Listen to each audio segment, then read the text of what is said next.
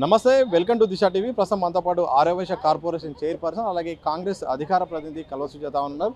కాంగ్రెస్లో చేరిన బీఆర్ఎస్ ఎమ్మెల్యేలను అనర్హులుగా ప్రకటించాలి, మా ఎమ్మెల్యేలను బలవంతంగా లాక్కుంటున్నారు, భయభ్రాంతులకు గురి చేస్తున్నారని కేటీఆర్ స్పీకర్ ఫిర్యాదు చేశారు. తర్వాత మీడియాతో మాట్లాడారు. ఇప్పుడు అది వచ్చిందా? 2014లో 12 మందిని లాక్కున్నప్పుడు, 2018లో ఎన్నికైనటువంటి వాళ్ళని 19లో 12 మందిని లాక్కున్నప్పుడు ఈ తెలివి ఎడిగిపోయింది. టీడీపీ వాళ్ళని 12 మందిని, కాంగ్రెస్ వాళ్ళని 10 మందిని, 2019లో 12 మందిని, ఇంతమందిని ఎన్నిసార్లు లాక్కొని పోయినాడు? మీకు అనర్హత వేటు పడలేదు ఎందుకో? మరి ఆ రోజు ఎందుకో ఇదంతా పని చేయలేదు? ఈ రాజ్యాంగం ఎందుకో మాట్లాడలేదు? నేను దుర్మార్గుణ్ణి, దుష్టుణ్ణి. 88 మంది మ్యాండేట్ ఇచ్చిన ప్రజల్ని, 88 మంది అభ్యర్థులు గెలిచినా కూడా ఇంకా ఆశ తీరలేదు, ఇంకా తనివి తీరలేదు అని చెప్పి 100 మందిని అంటే 12 మందిని కుబేర్లు అదేమంటారు ఏమంటారు కదా, 105 మంది వీళ్ళు ఉంటారు కదా, దుర్యోధనను పుట్టిన కౌరవుల్లాగా జమ చేసుకుంటేవే నువ్వు. మరి అప్పుడు ఇదంతా ఏడికి పోయింది అంటే అప్పుడు అన్నం తినలేదు, అప్పుడు కళ్ళకు గంతలు కట్టుకున్నావు, అప్పుడు ప్రగతి భవన్లో నిద్రపోయినావు, ఫామ్ హౌస్లో అస్సలు ఎవరితో కలవలేదు.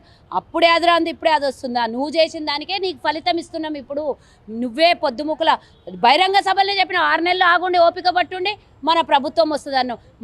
మా ప్రభుత్వానికి 5 సంవత్సరాలు మ్యాండేట్ ఇచ్చి 65 మందిని కాంగ్రెస్ పార్టీ నుంచి గెలిపిస్తే, అభ్యర్థుల్ని గెలిపిస్తే 6 నెలలు ఆగుండి మన ప్రభుత్వం వస్తుందని ఎట చెప్తావు నువ్వు?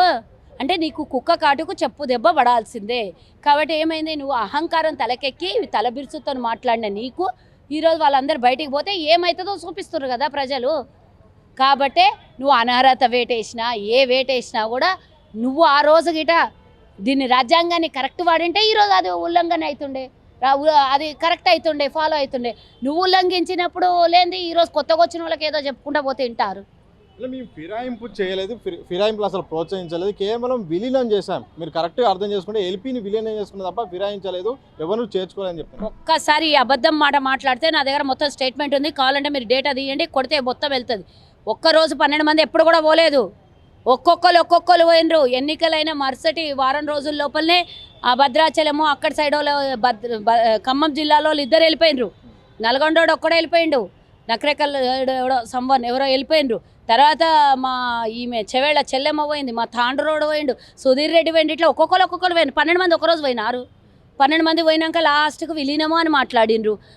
అవన్నీ డేట్లు తీస్తే మీ విలీనమో లేకపోతే విమోచనమో లేకపోతే ఇంకోటో తోటకూర చెప్తారు కదా. అప్పుడు ఆ మాట మాట్లాడి ఇప్పుడు ఈ మాట మాట్లాడతావా? మాకు తెలియదా? మా దగ్గర నుంచి ఏ రోజు ఏ ఎమ్మెల్యేలు పోయినరు, ఏ రోజు వాళ్ళు ఏ పార్టీ నుంచి గెలిచినది ఇప్పటివరకు అది అట్లనే చరిత్రలో రాసిందే ఉంటుంది కదా. దొంగ వేషాలు వేయడం మానేసేయి. నువ్వు ఏం చేసినావో నీకు అదే తిరిగి వస్తుంది. మనం ఏం చేసినామో మంచి చేస్తే మంచి తిరిగి వస్తుంది, చెడు చేస్తే చెడు తిరిగి వస్తుంది. నువ్వు చెడు చేసినావు, నీకు చెడు తిరిగి వస్తున్నది. సో ఫిరాయింపులు మా పార్టీకి మంచి చేయలేదు, చాలా నష్టాన్ని చేసిందని హరీష్ రావు అన్నారు. మరి కాంగ్రెస్ పార్టీ కూడా అలా చేయడం వల్ల ఆ పార్టీ కూడా నష్టం ఉండే అవకాశం ఉంటుందని చెప్తున్నారు. మీరు గతంలో వాళ్ళే 12 మంది చేస్తే 10 మంది ఓడిపోయారు, అదే కాంగ్రెస్ పార్టీ అదే చేస్తే మళ్ళీ రిజల్ట్ మీకు అలాగే రాదా? నేను ఒకటి చెప్తున్నా, ఈరోజు కాంగ్రెస్కి ఏదో తక్కబడుతున్నారో, ప్రతిపక్షం ఉండొద్దు అనే ఆలోచనతోని వీళ్ళని ఆహ్వానించలేదు, వీళ్ళ పార్టీలోకి ఆ కారణంతో రాలేదు. అహంకారం తలకెక్కింది, ఆ తలబిరుసుతనం నేలకు రుజాలి అని. ఈరోజు కాంగ్రెస్ అంటే నేషనల్ పార్టీ బాబు. కాంగ్రెస్ పార్టీకి సావు మరణం ఉండదు. భూమి ఉన్నంత కాలం, భారతదేశం ఉన్నంతసేపు కాంగ్రెస్ పార్టీ ఉంటుంది. ఈరోజు ఒక 10 ఏళ్ళు కష్టాలు జరుగుతుండొచ్చు, మళ్ళీ కాంగ్రెస్ కావాలంటారు. పేద ప్రజలంతా కష్టాల్లో ఉన్నప్పుడు కాంగ్రెస్ కావాలంటారు. ఇది టీఆర్ఎస్ వర్తించదు. మంచిగా ఉన్నప్పుడు తెలంగాణ రాష్ట్రం ధనికంగా ఉన్నప్పుడు దోచుకున్నావు, ఈరోజు దరిద్రంగా చేసినావు. మళ్ళీ దీన్ని మంచి చేయాల్సింది మా బాధ్యత ఉన్నది. మీకు ఇప్పుడన్నా అర్థమైందా? తప్పులు చేస్తే ఏమైతే శిక్ష పడుతుందని మీ అంతటా మీరు ఒప్పుకున్నారు కదా. కానీ ఈరోజు ఈ కారణం వేరు. ప్రభుత్వాన్ని కూల్చేస్తామంటే ప్రజలే అంటున్నారు. ప్రజలు ఏం చెప్తున్నారు? వీనికి అహంకారం తలకెక్కింది. 39 మంది బీజేపీ వాళ్ళని 8 మందిని 20 మందిని గుంజుకుంటాం మేము, నయానో భయానో కేంద్రంలో వాళ్ళతో పొత్తులో ఉన్నాం కాబట్టి 20 మందిని బెదిరించి తీసుకొని ప్రభుత్వాన్ని ఏర్పాటు చేయాలని ఏదైతే వక్రబుద్ధి ఉందో ఆ వక్రబుద్ధిని మార్చండి అని ప్రజలు అంటున్నారు. పూర్తిగా పునాదులకు తొక్కితేనే వీళ్ళకు అహంకారం తల మీద నుంచి అరికాలకు దిగుతుంది అని చెప్తున్నారు. ప్రజల మాట మేము శిరస వహిస్తున్నాము. ప్రోటోకాల్ అంశం, ప్రోటోకాల్ సరిగా పాటించట్లేదు అధికారులు. పూర్తి స్థాయిలో కాంగ్రెస్ ప్రభుత్వం మాత్రం ఓడిపోయిన వాళ్ళకి ప్రాధాన్యత ఇస్తుంది, ఎమ్మెల్యేల హక్కులను కాలరాస్తుందని స్పీకర్ ఫిర్యాదు చేశారు. అవునా? గుర్తుందా? కనీసం ఇన్విటేషన్ ఉండకపోతుండే, కనీసం కొబ్బరికాయ కొట్టాల్సినటువంటి స్థానంలో ప్రతిపక్షం ఎమ్మెల్యేలు నాయకులు అక్కడ ఉన్నటువంటి ప్రజాప్రతినిధులకు కనీసం ఇన్విటేషన్ అడగకుండే మీరు ప్రోటోకాల్ దాకా పోయినారు. ఇంకా మా గురించి చెప్పేటప్పుడు మీ గురించి మీరు ఏం చేసారో తెలుసుకోండి, మేము అందరిని ఆహ్వానిస్తున్నాం, ఇంకా పిలుస్తున్నాం, మిమ్మల్ని గౌరవిస్తున్నాం, కానీ మీరు మమ్మల్ని పూర్తిగా పూచిపుల్లతో తీసి పక్కన పడేసారు. అసలు ప్రతిపక్షము లేదు, కాంగ్రెసే లేదు అన్నోళ్ళకు మీకు ఎట్లా అంటే భూమిలో పాతాళంలోకి తొక్కి పెట్టిన ప్రజలు. ఇంకా మా గురించి మాట్లాడొద్దు. మేము ఇచ్చి మీరు దోపిడీ చేశారు కాబట్టి అక్కడ ఉన్నటువంటి మా ఇన్ఛార్జ్ కంటెస్టెంట్ ఎమ్మెల్యేలకు బాధ్యతలను ఇచ్చి ప్రజలకు ఇచ్చినటువంటి హామీల్ని నెరవేరుస్తున్నాం, వాళ్ళ ద్వారా ప్రజలకు చేరవేస్తున్నాం. మీ దగ్గర పోతే మీరు ప్రభుత్వం మీద వ్యతిరేకంగా ఉండి సరిగ్గా పనిచేయకపోతే అది మళ్ళీ మరక మాకే కదా. కాబట్టి మా వాళ్ళు ఉండి పూర్తి స్థాయిలో పనిచేస్తున్నారు. ఇక చేరికలు ఇప్పటికైనా ఆగుతాయా, ఇంకా కొనసాగుతాయా? బీఆర్ఎస్ ఎల్పీని విలీనం చేసుకుంటారా లేదా? అవన్నీ మీకు చెప్పి చేస్తారు. ఎప్పుడు జరగాలి, ఏం జరగాలో అవి జరుగుతాయి. కాలక్రమేణా జరగాల్సిన పనులన్నీ జరుగుతుంటాయి. సో ఏం చెప్తారు ఎమ్మెల్యేల విషయంలో కానీ ఫిరాయింపుల విషయంలో కానీ? ఇప్పుడు ఆరోపణలు వస్తున్నాయి, బీజేపీ ఫిరాయింపులు అనేది కాంగ్రెస్ ప్రోత్సహించే అవసరం కూడా మాకు లేకుంటుండే. మాకు పూర్తి మెజార్టీ ఇచ్చి సంపూర్ణమైన మెజార్టీతో మేము ప్రభుత్వంలో కూర్చునింటిమి. మమ్మల్ని కెలికిరు కాబట్టి మీకు అక్కడ మొలం రాష్ట్రం అంతే. మేము ఎక్కడ చెప్పలేదు, ఎక్కడ ప్రభుత్వం కూల్చొస్తాను చెప్పలేదు, కేవలం ఇప్పుడే చెప్పినా కదా, కేసీఆర్ బహిరంగ సభలో చెప్పిండు అని నేను చెప్పినా కదా. కేటీఆర్ ప్రతిసారి ఇదే మాట అన్నాడు, భయపడకండి కార్యకర్తలకు అందరికీ మేము మెసేజ్ ఇస్తున్నాం, అతి త్వరలో మళ్ళీ మేము ప్రభుత్వాన్ని ఏర్పరచు. మళ్ళీ అంటే అర్థమైంది, నువ్వు 5 ఏళ్ళు ఆగుదామని చెప్పకపోతే 3 నెలల్లో ఇప్పుడు అందరు ఒక్కొక్కరు పోయినాక కవరం కిందికి దిగి ఇప్పుడు చెప్తున్నాడు ఆగండి 5 ఏళ్ళు మనం ప్రతిపక్షంలో ఉండి కొట్లాడదాం, మళ్ళీ అధికారంలోకి వస్తామని ఇప్పుడు చెప్తున్నావు. గప్పుడేమైంది ఈ బుద్ధి? అంటే నీ అహంకారం తలకు దెక్కిన అహంకారం కిందికి దిగాలి అని అంటే ఏం జరగాలి? అది జరుగుతుంది. ఆ 39 మంది ఎమ్మెల్యేలు ఉన్నందుకే నీకు అంత అహంకారం తలకెక్కిండే కదా. అది దింపిన తర్వాత ఏం చేయాలో అది జరుగుతోంది కదా. కాబట్టి మేమేదో ప్రోత్సహించి మాకేదో మా 65 మంది ఎమ్మెల్యేలు కాకుండా ఇంకో 10 మందిని తీసుకుంటే కాంగ్రెస్ బలం అనేది ఆల్రెడీ బలం ఇచ్చారు కాంగ్రెస్ పార్టీకి ప్రజలు.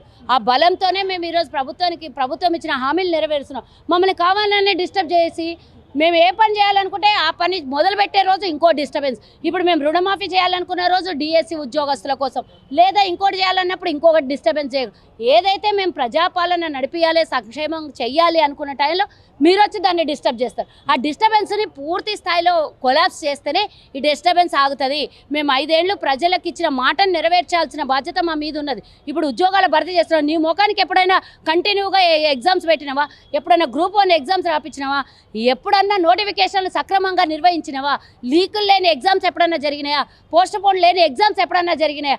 ఇప్పుడు ఎందుకు సక్రమంగా జరుగుతున్నాయి మా ప్రభుత్వంలో? మీ ప్రభుత్వంలో ఏం మాయరోగం పుట్టిండే? 10 ఏళ్ళు విద్యార్థులు నడి రోడ్డు మీద పడేసినావు. ఇప్పుడు అది వచ్చిరా నీకు నిరుద్యోగస్తులు?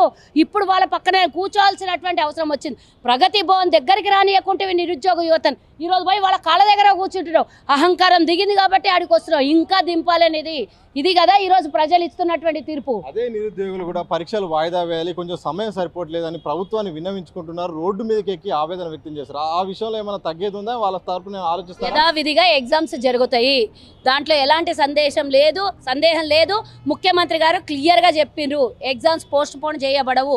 డిఎస్సి అనేది ఈరోజు క్లోజ్ అవ్వదు, రేప్ అనేది స్టార్ట్ కాదు. ఇది జరుగుతూనే ఉంటుంది, ప్రక్రియ నిరంతరంగా నడిచే ప్రక్రియ.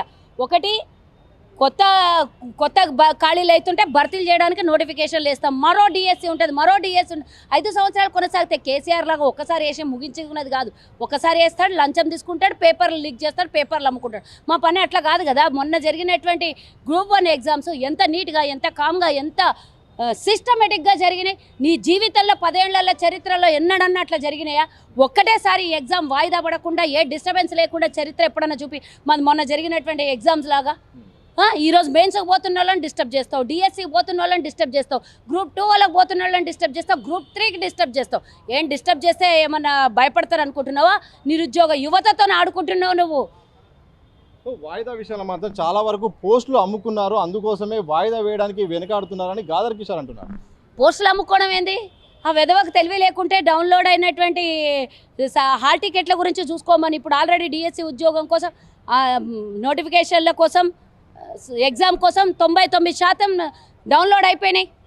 మేము అమ్ముకుంటే అవి ఎందుకు డౌన్లోడ్ అయితే వెనకదారి నుంచి పోతే? ఉద్యోగాలు అమ్ముకునే చరిత్ర వాళ్ళది ఉన్నది, దరిద్రం చరిత్ర వాళ్ళ దేశం. మమ్మల్ని రుద్దొద్దని చెప్పు. వాళ్ళు ఆల్రెడీ మొన్ననే గ్రూప్ 1 ఎగ్జామ్స్లలో జరిగినటువంటి లీకేజీలు, అమ్ముకున్నటువంటి పేపర్లు అందరికీ తెలుసు. వాళ్ళ గురించి తీసుకొని వచ్చి మా గురించి చెప్తే ఎట్లా?